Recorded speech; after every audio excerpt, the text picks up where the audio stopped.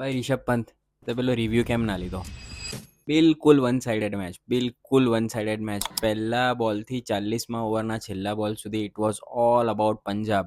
LSG હતું જ નહીં ક્યાંય પણ રેસની અંદર, કોમ્પિટિશન જ ના થઈ.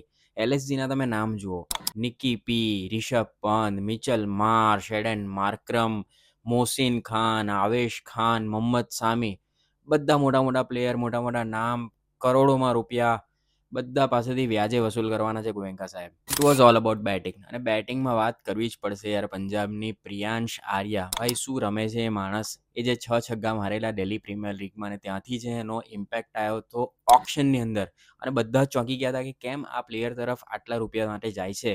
અને હવે ખબર પડી. લાસ્ટ ટાઈમ બી ચેન્નઈ સુપર કિંગ્સ સામે એણે સરસ મજાની સેન્ચુરી મારી હતી. આ વખતે બી એ માણસ રમે છે. લગભગ 200 થી 250 રન બનાવ્યા છે. 240ના સ્ટ્રાઇક રેટથી જે હાઈએસ્ટ છે. મિનિમમ ફૂટવર્ક છે, પણ જબરજસ્ત બેક સ્વિંગ છે, અને એના કારણે જે એનો ઇમ્પેક્ટ છે એ સુપર્બ છે.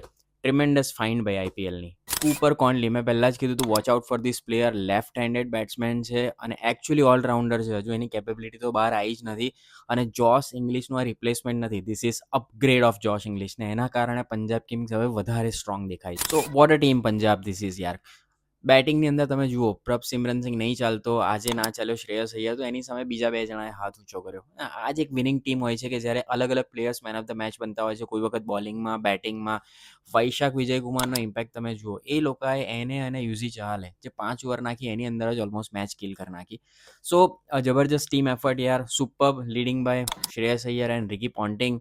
અને this is a team to beat, મેં પહેલાં જ કીધું હતું. અને 1 થી 2ના 100% કન્ટેન્ડર, ને અત્યારે તો એ લોકો ભાઈ ટેબલના ટોપ પર એકદમ સખત રીતે બનેલા છે. એમના અને બીજી ટીમ વચ્ચે લગભગ 3 પોઈન્ટનો ડિફરન્સ છે. સો કોણ બનશે ટીમ આઈપીએલની અંદર આ વખતે કે જે આ ચેમ્પિયન ટીમને હરાવશે?